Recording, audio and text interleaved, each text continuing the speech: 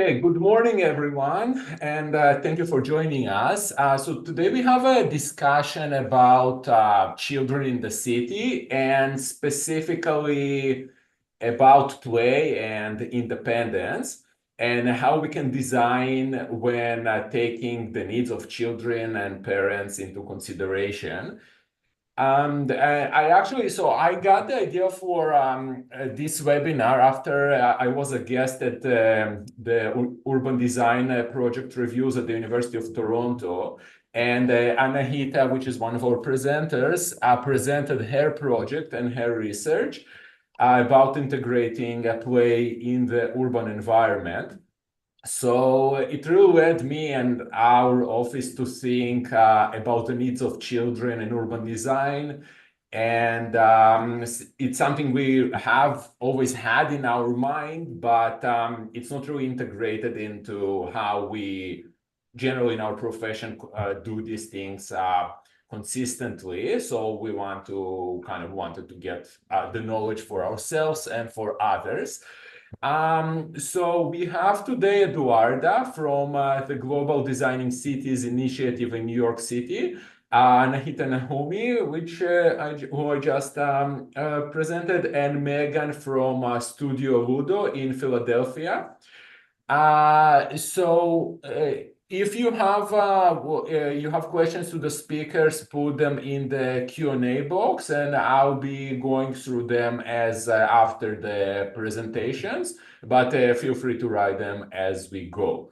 So, Eduarda, please, you're welcome to start. Thank you. All good? Can see my screen? Yeah. Perfect. So I'm really excited to be here today. I'm an architect and urban designer, and as Nama mentioned, I'm also a program manager at the Global Designing Cities Initiative, and I'll be talking about designing streets for kids.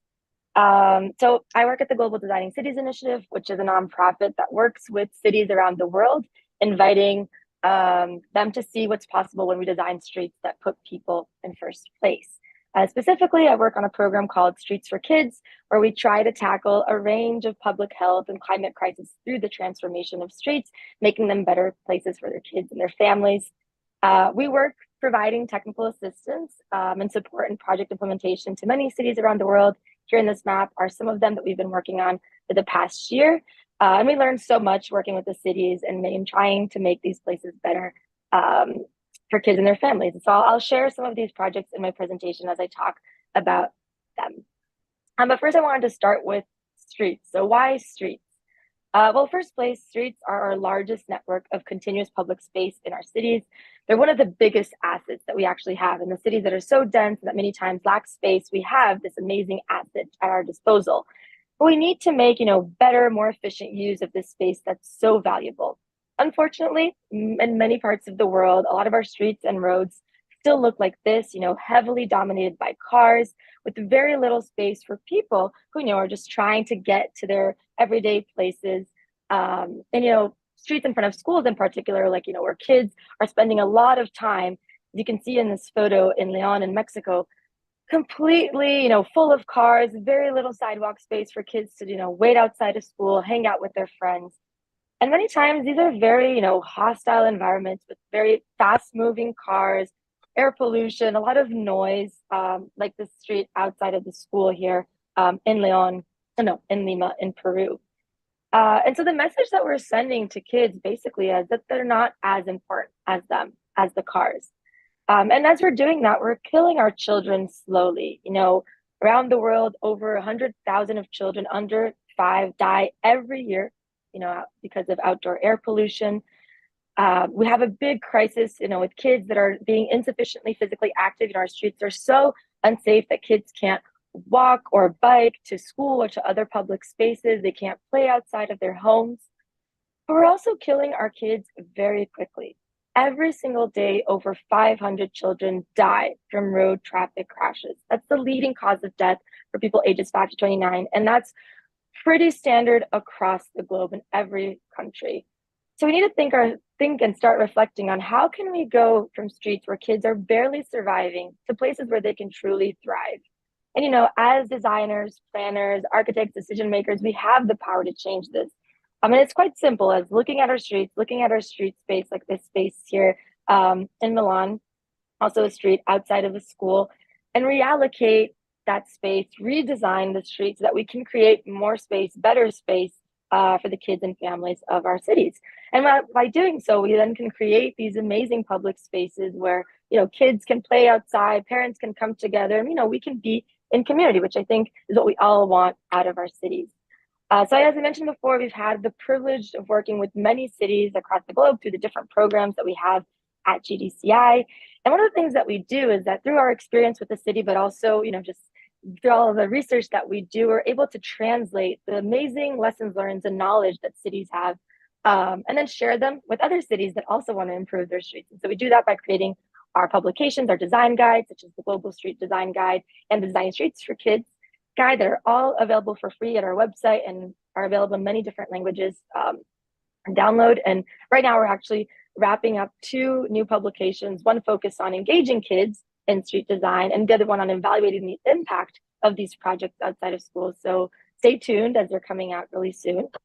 And what these publications do is that we look at this pyramid and we invert them. And instead of putting cars at the front, we put people at the top, the people who are walking, the people who are cycling and taking transit, the people who depend on streets for their, you know, livelihood, and also the people who drive, but not, you know, at the first and center of our priorities as we're designing streets. And because we know that, you know, most of our streets are already built, we're not necessarily starting from scratch and building new streets. We invite people to look at what's possible, you know, bringing a new lens to which look at the streets and think, what can we do with the resources that we have, with the space that we have, so we can achieve that vision for better streets for kids. And so in that way, we can then create streets that are good for walking, for biking, that are safe and exciting for kids to play, where they can rest, where we can all come together to celebrate, where we can learn, dance, interact with nature, and make new friends. So in our guidance, we talk about how streets for kids, they should be safe and healthy, they should be comfortable and convenient, and they should also be inspirational and educational. And to do that, we need to take children's needs into account. And so we need to provide reliable mobility choices. Families need to know when the bus is going to come, if the cycling network is going to be complete, if they're going to be able to get where they need to be. We need to think about the space that's needed for, you know, a mother to go around with a stroller, for families to walk or bike together. We need to create opportunities for play and learning on their journeys, you know, when they're walking. We need to create places to pause and to stay. You know, kids have very small legs and they get really tired when they're walking. And so we need to think about, in the streetscape, how can we start creating those opportunities for them to stop, to rest, to pause? How can we provide opportunities for social interaction, you know, between kids, but also between caregivers and kids, but also kids and their environment, and all of that doing that in a place that's safe and secure.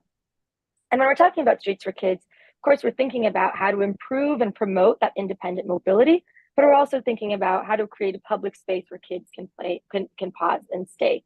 And, you know, I'm going to share some of the strategies that we have in our Designing Streets for Kids guide that take those 2 basic principles into consideration. And I'm also going to talk a little bit about the project that we have as I'm going through some of these strategies. So these are the 5 strategies that we have in our guide, starting with upgrade, which is basically meeting the minimum standards, doing the basics. So this project in Recife in Brazil was a street outside of a school. And as you can see, there is no paving. So the first thing was basically, okay, we need to pave that street, provide the sidewalks, add lighting, basic stuff that every street should have, you know, and just creating an accessible, safe environment for kids to get to school. The second one is protect. We need to design for safe speeds. You know, streets, this is a street outside in a busy arterial outside of a neighborhood where kids were going to school. And as you can see, there were like no sidewalks, cars going very, very fast. So what we did here was basically provide traffic calming, crosswalks, making the street with the appropriate speed for which, you know, kids can cross in a safe way and get to their final destinations. And by doing so, we got like great reduction in vehicle speeds, creating a safer environment for kids to go to school. Third one, once you got to your basics, is reclaim. So how can we redistribute that space, reallocate the space for different users and different uses, different activities? And so this was the project outside of a community center in León in Mexico. And as you can see, very narrow sidewalk, a lot of cars. But by reallocating that space, getting a vehicle lane and transforming that into a sidewalk, we were able to get so much more space where now this family can like walk together. Here you have this like street vendor that was able to now, sell his merchandise. Here at the back, you can see more space that was added for people to sit down. All of this by reclaiming that extra space that was given to cars and bringing them back to people. Thirdly, once you got that space, once you've upgraded, you protected, you have extra space, how can we activate it to incorporate places to pause, to sit, and to play? So this was also a project that we worked on in Fortaleza. You can see very uninteresting street that was also kind of like was at the intersection of close to a school. And we completely transformed this street to close it off for cars. So now only pedestrians and cyclists can go through, but also started to add benches, furniture, play elements, trees to activate this space and become a space that kids could actually come to and play. And this was a really successful project. This is a neighborhood that didn't have a lot of open public space for kids to play outside of the school. So by reclaiming and then activating that space, we could ultimately create basically a playground on the street for kids to play on their way to school. But we also want to think beyond play and think about how we can create these spaces that are more attractive, for caregivers to spend time in these spaces as well. So activating can also mean incorporating seating. Like this project here in Lima, where we were able to add, shading and seating, so that caregivers could legitimately spend more time here with their kids, with other parents when they were waiting for kids outside of school. And by doing so, we also were able to increase the amount of time that parents were spending outside of the school when they were coming to pick up their kids. Lastly, extend. So why stop at the street when you can extend that street experience into other spaces? And so many times along streets, you have alleys or corners or, vacant spaces that can also be activated and incorporated into this experience that's a part of the street. So this is the last project that we worked on last year. In Solo in Indonesia, and as you can see, really busy street, pretty narrow, no space for kids outside of the school. But then by extending that space, like from the fencing that they had and creating this like shade structure, adding more seating, now they were able to create this space for kids to wait outside, wait for their parents, hang out with their colleagues after school. So again, this is kind of just a very quick summary of some of these strategies. All of these things are in our design guidance, but what we're ultimately trying to do is that by combining these and applying these strategies, we can create these safe and healthy streets that are also comfortable and convenient and hopefully inspiring and educational for all the kids. And then by doing so, by designing streets that are good for kids, we're also doing them for everyone. So yeah, thank you so much and excited to hear your questions and the other speakers. Thank you, Eduarda. And just a reminder, any questions, please type them in the Q&A box. Okay, Anahita, please. Let me share my screen then.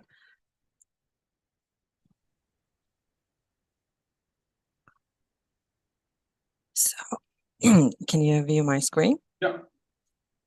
So, hi, my name is Anahita Nahumi, and I'm also an architect and urban designer, and this is part of the research I've done at Daniels Faculty of Architecture and Urban Design. So it's related to play environment and children's development, and I call it interconnected playscapes of tomorrow. Basically, I've explored the intersection of play and children's holistic development with emphasis on suburban settings. And the whole idea has been to depart from traditional approach to confine play to isolated playgrounds and instead try to integrate play to the fabric of suburban neighborhoods and prioritize in that way in children's mobility, physical activity, and social interaction. Just a short clarity on what is meant when we're referring to children's holistic development and why is play important, what is the role of play. So for the scope of my research, I focus on mainly three concepts: embodied cognition, executive functioning, and independent mobility. Embodied cognition means that the brain is basically not the only organ for education, and the body as a whole plays a fundamental role in learning, and young children come to understand the world through their bodily interaction with it. And executive functioning is a set of cognitive processes that enables children to plan, organize, regulate, and execute goal-directed behavior. Independent mobility is more familiar. We know it's moving freely without constant adult supervision.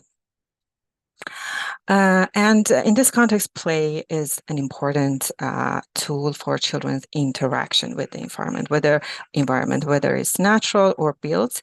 And the environment can become a learning space, pedagogical space, in two ways. First, children's agency and spontaneous interaction. And second, this is where our role, our urban designers, are more important, through carefully planning play experiences throughout the city. So let's just take a quick look at status of some of the playgrounds. In this case, this is a suburban neighborhood, Thornhill, northern Toronto, and just test their design and functionality. Some of the issues are lack of walkability to the playgrounds, age-segregated zones, single usage of devices, lack of sitting spaces, repetitive and mundane activity. And while the quality and conditions might vary slightly, this is mainly what exists in many suburban neighborhoods as opportunities for play for children. So I also have done a survey in this neighborhood asking parents and caregivers about their concerns. And some of their main concerns include road safety, which was very important for them, accessibility, connectivity, lack of water features, and lack of washrooms. Just a very quick historical perspective, how actually we got here. So I want to show you a timeline over how the idea of playground in general have evolved throughout the last 2 centuries. And we think of playground as a recreational outlet, but the first playgrounds were conceived by 19th century educators who thought of it as part of young children's education and their curriculum. It was called sand gardens in Germany, and another major movement was junk playgrounds or adventurous playgrounds. Some of them are still remaining, both in Europe and North America, which were first developed in Denmark with an ambition to give children in the city same chance for play as those in the country. Children could build, gain skills, engage in activities that today might have been concerning for some parents. But as we moved towards the 1960s, this transformed into cookie cutter playgrounds and considered a big business, sold in bulk, and repetitive limited options that we see in many places today. And also looking at how the mobility of children has changed throughout the last few centuries. We understand that the reforms after child labor movement did create a lot of advantage for children's safety and rights, of course. However, it also emphasized on concentration of children in the school as the main place for education, and it sort of left out the built environment. Whether safe or not, the built environment became less accessible for children as the automobile industry also grew and developed. So this condition is intensified in suburban settings. Children often find themselves mainly in 3 islands: home, school, and recreational facilities. And the home serves as the primary play space, typically centered around the backyard. However, the spaces in between these islands remain inaccessible for children for free movement and exploration. And now we know how important just as one aspect, independent mobility is for their growth and development. I also did like a community workshop and asked children to explain how they travel between home and playgrounds, and majority of them were showing that they rely on their caregivers to drive them to places to play. So this leads to two major questions that I'm interested in that is sort of describing the relationship between play and childhood development within the suburban context. So first, we have to understand what are the essential components of play that contribute to fostering holistic development in children. What sort of play environment is beneficial for them? And then what are the characteristics of the built environment, the natural environment that can enable those components? And then I have developed this to a framework that I call adaptable play conductive environment framework, which is designed to support independent mobility, foster play, specifically free play among children, and it should be applicable in various suburban contexts. So they are linked and mutually dependent, and have to be sort of viewed together. I'm just going to briefly talk about some of the aspects. This is the first diagram framework, essential components of play. I have included 8 aspects: risky play, fail and succeed, safety, nature and exploration, multisensory experience, physical activity, social interaction, and affordances. So for the sake of time, I just focus on 2 aspects, being risky play and fail and succeed, and hopefully in another opportunity I can talk more about the other ones. So it's important, risky play is an important part of childhood that is almost completely removed from the current state of playgrounds.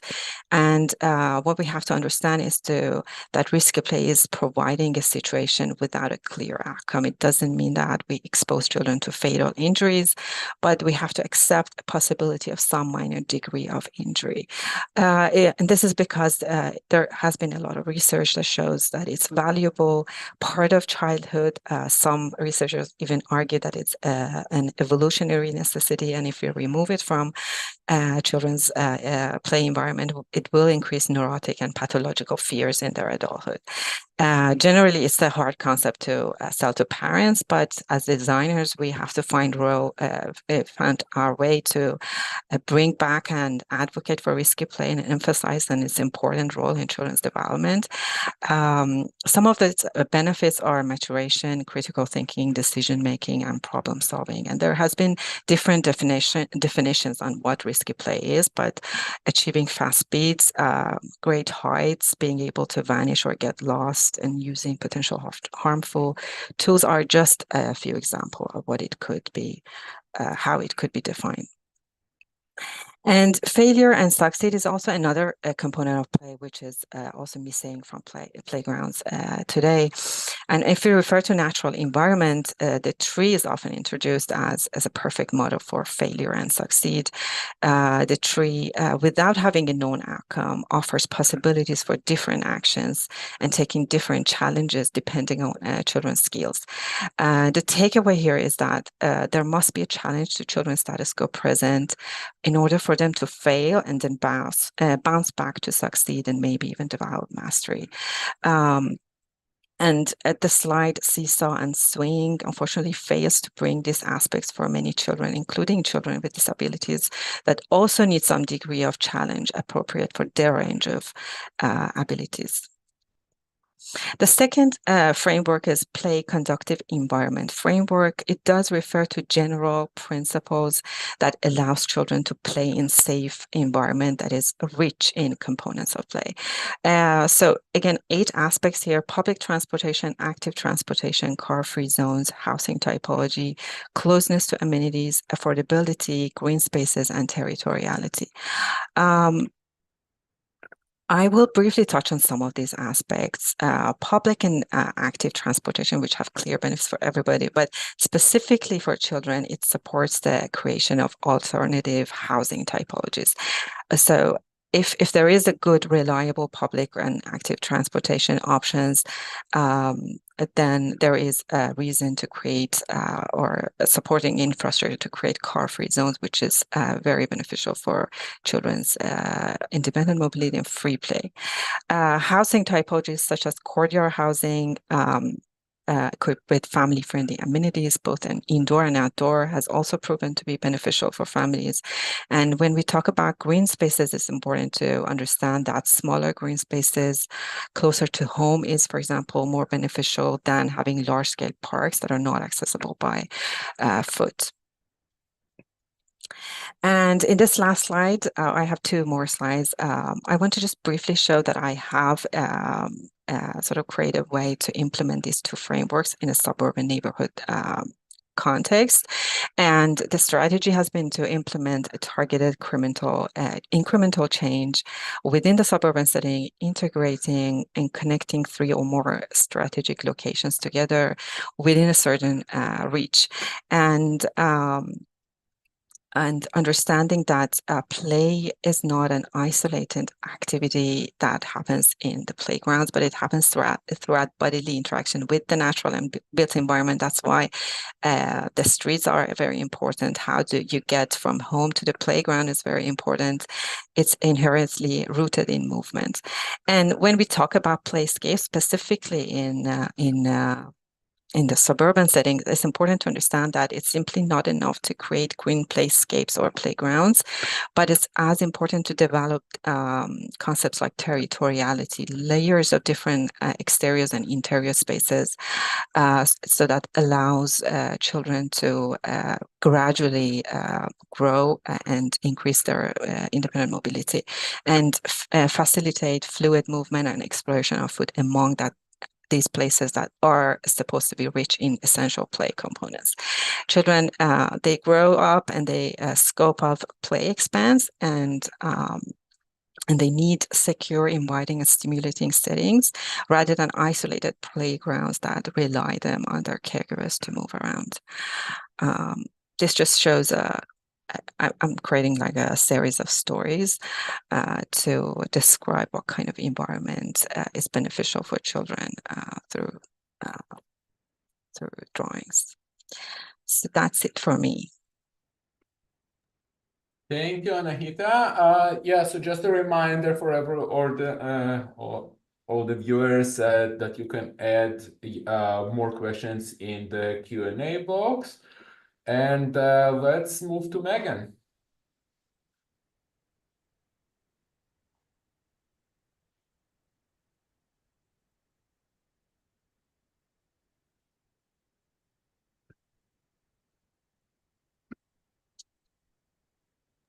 We see it. Yeah, can you see it okay? Hi, everyone. My name is Megan Talarowski. I'm the founder and executive director of Studio Ludo. We're a nonprofit whose mission is building better play through research, design, and advocacy. And we actually got our start studying playgrounds. I'm going to talk a little bit about our research and how that really lays the foundation for all of the spaces that we design and the people that we work with. So in 2015, we had the opportunity to live in London for 6 months, and we partnered with some researchers that we had worked with previously, and we did the London study of playgrounds. So we visited 45 playgrounds across the city of London, and we picked 16 to study. We ultimately collected data, play behavior data on over 18,000 people over a 6-month period, and we were using a direct observation protocol called SOPARC, which is the System for Observing Play and Recreation in Communities. It's a really well-validated tool that's been used for about 20 years, and it's really trying to understand how the built environment impacts user behavior and physical activity. When we came back from London, we published all of our findings. A big goal of our organization is to share all of our data freely and widely and trying to make it as accessible as possible. The city of New York reached out to us and they said, let's replicate this in the city and see what we can find. So we worked with the New York City Parks Department. We looked at 23 playgrounds and we collected data on over 8,000 people. And then that really laid the foundation for us pursuing a grant through the National Institutes of Health. We were really curious. We had a lot of interesting findings from both of those studies, specifically about the design of playgrounds and how it was influencing behavior. So we embarked on the national study of playgrounds. It went on hold a little bit during COVID, but we looked at 60 playgrounds in 10 major US cities, and we collected data on over 33,000 people. And so now we have this huge data set of over 60,000 people and 100 different playgrounds in the US and the UK. So the goal of the research is, what is it that makes a great place to play? And we really found that out by looking at this really massive data set. It's the biggest in the world at this point. So a couple of key points that we found is that people are really attracted to spaces that feel good to them, that are intentionally designed. We made a definition of what an innovative playground is. We kind of knew it sort of intuitively when we see a well-designed space, but we actually had to quantify exactly what it is. So we defined innovative playgrounds as having not just post and platform systems, like the ones that, when you draw a picture of a playground, it's like platforms, ladders, slides, that it had a variety of surface types, that it had plants installed specifically for play. It might be a staffed environment, and it might also include loose parts. So that's how we defined innovative play. And we found basically double the amount of people in these playgrounds that were really intentionally designed for individuals. We also found that it's really important that we design where people are at, that we create human-scaled spaces that are within walking and cycling distance of people's homes. So we found 5 times more people in playgrounds that were within easy walking distance of where people live. This was a surprising finding that we were really excited about as landscape architects, is that more than any other piece of play equipment that we could put in a playground, trees have the most impact on use. So we found twice as many people in playgrounds that had mature trees than in playgrounds that had none, which was not something that we were intentionally looking at, but was really exciting to us, understanding that when we're looking at where to design play, if we're going to be installing it in park systems, trying to understand how we could weave it in and around mature tree canopy, and also as part of that installation, putting in more trees. And then this was our biggest and most significant finding, which in every single one of our studies, this has been true. Half of playground users are not children, they're teens, adults, and seniors. So there's this whole user group that we're just not thinking about and not considering in our playground design. And so they often sort of just take up residence where they can, like on the edges, sort of standing awkwardly while their children are playing and they're on their phones. So really understanding that while we have this heavy focus on play things, we have to really understand who the users are to make sure that we're designing a great place to play. So really not purely focusing on what is the play value of the space, because it's not enough to design a great place to play if you don't design a great place to stay. So really designing a place that people want to come and have picnics and birthday parties, and really encouraging that stay time, that dwell time, so they're having socialization, they're building community, and being more active with their families. So based on this huge data set and all of these findings, we developed the sort of checklist of what we think makes a great place to play based on the research that we've done. And interestingly, it's not about the play things first. The things that most influence users' visitation and length of stay is it close to home? Can they easily get there? So can you actually get to the place to play? What is the environmental context once you're there? Are there mature trees? Is there shade? Especially as it's getting hotter and we're looking at climate change, I think trees are going to start becoming a much bigger issue. Trees also are great for carbon sequestration. So understanding how we can hold on to that mature tree canopy and utilize it and weave play in and around. Thinking strategically about enclosure, especially, we were talking about cars and kids, and that's one of our primary worries and one of our the primary safety points. So thinking about how we can create play environments that have that separation. Maybe it's fencing, maybe it's planting, just creating a space where caregivers feel comfortable to let kids roam. And then also providing supports, understanding that we're humans first. We have basic human needs. We have to go to the bathroom, especially smaller children have smaller bladders. And that's the worst thing you can hear when you go to a playground, is that little voice saying, I have to pee. So providing opportunities, if you can't build a restroom, maybe doing joint use agreements with local cafes and restaurants so that users can actually utilize those spaces, providing lots of places to sit, and then thinking strategically about how those places to sit relate to the play experience so that the caregivers are close to the children, they have eyes on the space, and so that you're creating that social environment. And then thinking about the different types of play experiences that are on offer, there's a lot of attraction to physical play. Swings and linear motion are super calming to our vestibular system and our stress response. It just feels good to swing. So providing plenty of opportunities for swings, especially for people of all ages. Thinking about opportunities for climbing and being at great heights, and then moving your body and really understanding how that body works. So moving at really high speeds on slides or on swings, and then opportunities for water play and loose parts. So I'm going to give you two different project examples that are on very different spectrums because we work in a variety of scales. We had the opportunity to partner with the Office of James Burnett in Omaha, Nebraska. They did this massive redevelopment right in the heart of town. And Arches Playground was the one they asked us to partner with them on. So it's a pretty small space. It's just about 3/4 of an acre, and it's right next to this huge event lawn. So since it was so long and stretched out, we decided to sort of layer in the play. So there's play that happens on the ground floor, and then there's this sort of faceted, almost like wooden piece of origami deck that sort of floats over it, and then these series of arches that leap over it. The design was, we wanted to make sure that it was an innovative design, but then also really making sure that we think about that checklist. You know, do we have plenty of trees? Do we have this sense of enclosure? Do we feel really connected to the environment outside of the playground? So we brought in a lot of larger scale trees, and the way that we've kind of carved the play into the landscape, the plants kind of like cascade down the side, and we integrated a lot of different types of slabs, stones, and boulders, and lots of places to perch. And we also made all of the play objects very transparent. It's very safe. They're 30 feet tall, but you're not going to fall out because it's enclosed in this wire mesh. But it's really important that you have this sort of call and response between the people that are playing and the people that are watching. And then they feel comfortable because you provided them with benches and restrooms, and then eventually they feel like they're invited in to the play. So we always provide a lot of different types of seating, bigger tables so people can have parties and eat together in the playground, always having restrooms. And then once you provided those sort of basic needs of where it's at and all of these support structures, then thinking about the types of play. So bringing in great heights with these giant arches, lots of different types of climbing. We're trying to hit that all ages. If we know all those ages are there, what is it that invites older users, teens, adults, and seniors to be in on the fun?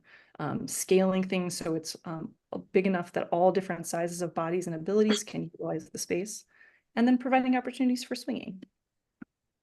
Thinking about sensory play, just outside the playground, we have this really great water play area. We also always try to integrate sand and planted loose parts and opportunities to move really fast with slides. But then, so that's sort of the highest end, biggest destination playground we've ever had the opportunity to work on, but you can still take that checklist and utilize it in a local space. So we had an 1/8 of an acre tot lot right in the heart of a dense neighborhood just south of Philadelphia. We brought in a lot of tree canopy and a really simple fenced planted enclosure.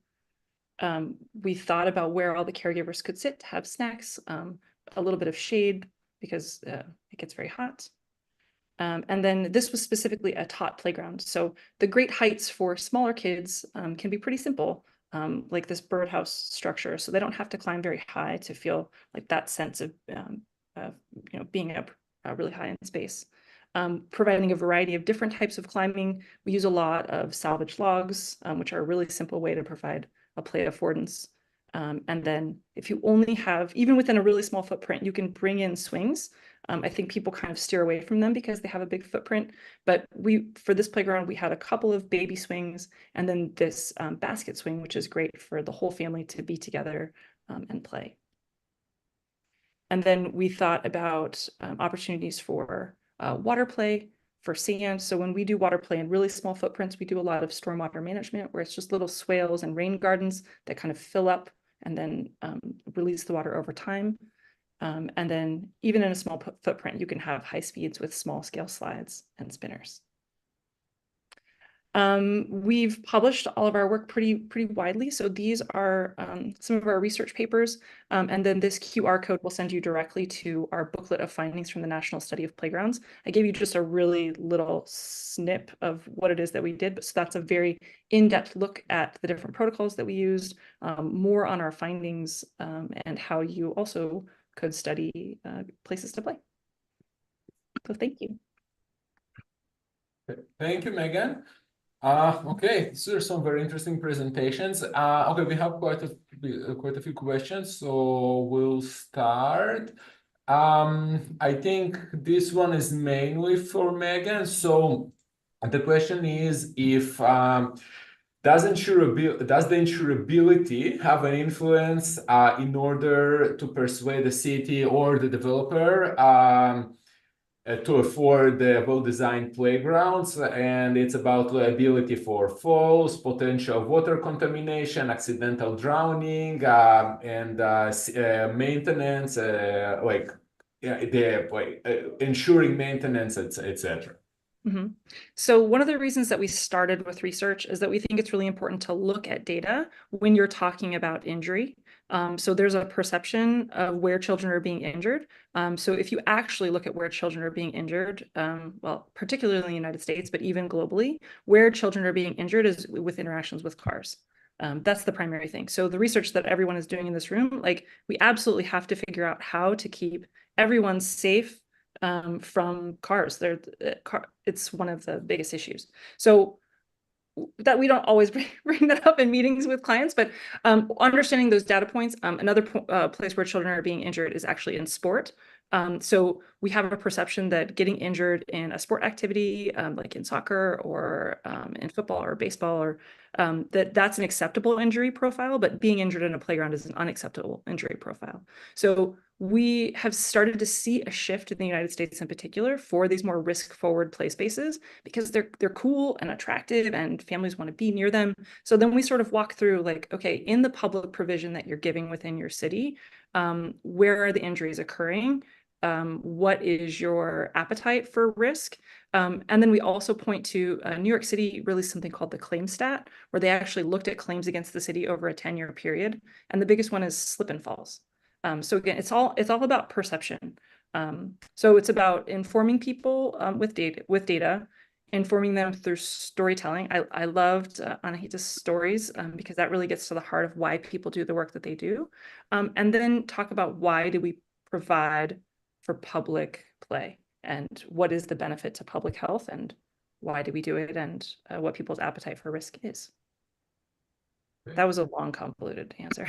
No, I think it's good. It's important because I guess part of the question is not so much against the premise of more risky play and like definitely more interesting, but about how to navigate this like our very risk-averse institutions. So, and I think you all of those playgrounds that we showed you meet the play safety standards in the United States. So we're certified playground safety inspectors. We actually help write some of the standards, and we're very supportive of risk-forward environments and how they can conform but still look really crazy and fun. Okay, and the other, I guess, doesn't specify, but I guess this one is also for Megan. If your designs consider crime prevention through environmental design, with the point is that there are like mainly the potential for creating like hidden spots within this more, especially within the more complex equipment and facilities. The biggest crime prevention is people.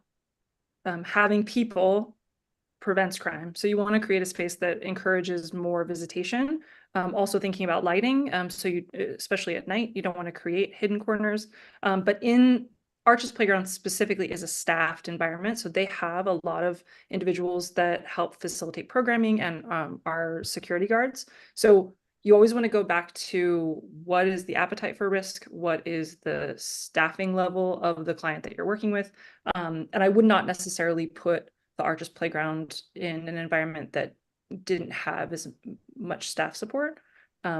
So I would do something like the Tot Lot or something where you have clearer lines of sight. So it always comes back to what is the client asking for and what is the purpose of the environment. Okay. To Anahita, how and I think to Megan as well. So how do we navigate the tension between like the advantages and necessity of risk and the expectations? I think you touched earlier on more institutional expectations, but of parents and especially, I guess parents and society in general. And I think that would touch not, Megan, maybe not necessarily on the type of equipment playgrounds you were showing, but more, especially more of the adventurous types with the like the giant play and things like that. That's a good question. So there is a book called Science of Play. Susan Solomon, she's argues that playgrounds in general are like a cultural identity for societies. So like in countries like North America or in regions of North America versus like some countries in Europe is different, where the responsibility is like laid on individuals, like in North America, where in some other countries the responsibility is like on also on people. So it's also some part of it I see as like a as a designer, your responsibility to know the research facts, like Megan said, that a lot of research about the injuries, as I've understood, there is statistic, but it doesn't really indicate what those injuries are. So if you look at what are actually fatal injuries versus total like injuries, and what portion of it is acceptable. So it's a cultural thing, but it's also something that we can, through talking about it, understand that what should, as a society, what should be accepting as risk for children. And there's also an interesting research that shows that having apart from like the equipment, like in the playgrounds, but having, for example, parents or caregivers closer to children, it does not actually increase safety in the playground. So it again goes back to the independent mobility and allowing children to practice and play independently. I think it's a lot of it is about knowing the facts and the real statistic, and understanding, talking about it, and see what is those really, what is the percentage of those real dangers, and dealing with that. And Anahita, you were mentioning, I think Mariana Brusoni's research about risky play. So Mariana actually comes from an injury prevention standpoint. And so she was looking at how we can prevent injuries in children, and the way we can prevent injuries is to allow them to engage in risky play, because they're sort of testing their physical limits and their confidence level, and they climb up on a little rock, and then they'll climb up on a slightly bigger rock, and then they'll start jumping. And so they start to understand how their physical bodies work. And the more competent they are with their physical body, the better able they are to deal with potential injuries in the future, which is like very counterintuitive. Is like, let them do crazy stuff and then they won't become injured over time. Yeah. Makes sense to me. Okay, this is for Eduarda. So the question is if you've done work or studied this theme in developed countries, and the other part is what are the specific deficiencies, especially in North America, about street design for children beyond, I guess, beyond general notions of walkability that are maybe not specific to children. What are we missing? What are we still missing in kind of the, I guess, in developed countries still? Yeah, I mean, first I wanted to say that I shared a lot of examples from the Global South, but in our guidance, we do bring a lot of examples from other countries that have been doing great work on this. I think particularly in the Netherlands and Denmark, any city, honestly, that is designing more for pedestrians and people, I think is probably doing a better job in creating like safe, accessible environments for kids as well. I mean, I live in New York, and although it seems, when we think about, it's a very walkable place, you have public transit, it's great, but it's actually still pretty bad for young people, for kids, for families in particular. Like even just like, you know, going, not all subways have elevators, not all places have, you know, I think once you're walking around with the stroller, you realize that it's not just about having like wide sidewalks and connected streets. It's also about thinking about the details of the streets and thinking about making spaces more safer and accessible. And I think particularly in North America, and I can speak more about the US.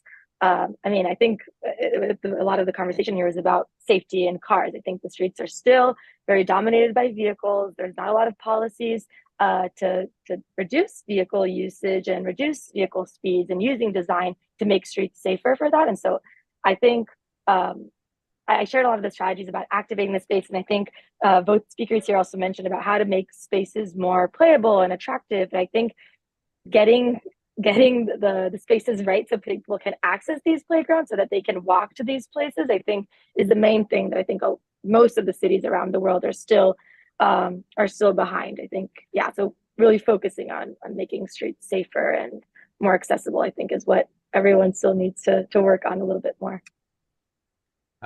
Okay, a question to Anahita. I guess the question is, you were mentioning the also obviously the playgrounds, but also the play, you know, the like outside and the streets. So if you can provide more kind of details or example of what constitutes play outside the playground, and especially on the street.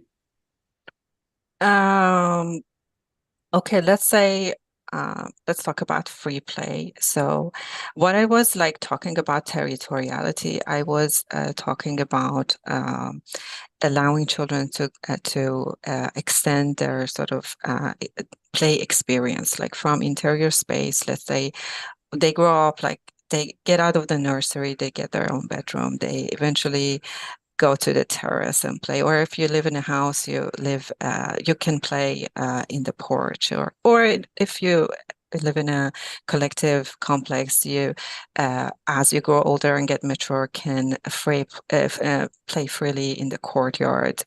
And if there's a safe crossing, then you might be able to, as you again grow older, to cross the road and reach to a green space across the neighborhood to play or engage in some sort of activity with whether individually or with other children. So that was what I meant, that most of the time children don't need specifically like playgrounds to engage in playful experience. I mean, playgrounds are great and it should be there, but we should consider other spaces in the city as possible environment for them to interact with, whether it's natural or built environment, interact with their surrounding. And everyone who has children knows that children don't stop play once they're outside the playgrounds. I'm a mother myself, I know that. So of course, streets, pedestrian paths, green spaces, parks, courtyards, terraces. So all of those spaces are great opportunities for children to engage with their surroundings. And as Megan mentioned, like test their limitation, or be social with other people and things like that. Thank you. Okay, I think this is for Megan, and this will be also our last question. So it says, what has been the greatest resistance to these excellent playgrounds, and where has been the greatest support for them? I think it's really the safety standards, because we decided to make safe playgrounds and we just kind of kept going, and there's no like limitation on to what's too safe. And now there's finally been this sort of push of like, I don't know, these are like pretty boring and I don't want to spend any time there. So we've gotten to that point where we've reached peak safety, and I think we're starting to see this like huge pendulum swing back. Australia recently changed its safety standards to be one of the most risk-forward standards in the world, and their playgrounds are awesome. Go to Australia. They're like the most exciting, giant, huge slides, giant tree houses. So I think it's the designers always like pushing the edge of the envelope and then kind of pulling the safety guidelines with them, sort of in response to what community is looking for. Okay, perfect. Thank you so much. And yeah, I think it was very interesting. And have a great rest of the week. Thank you Thank so you. much. Great. Thank you.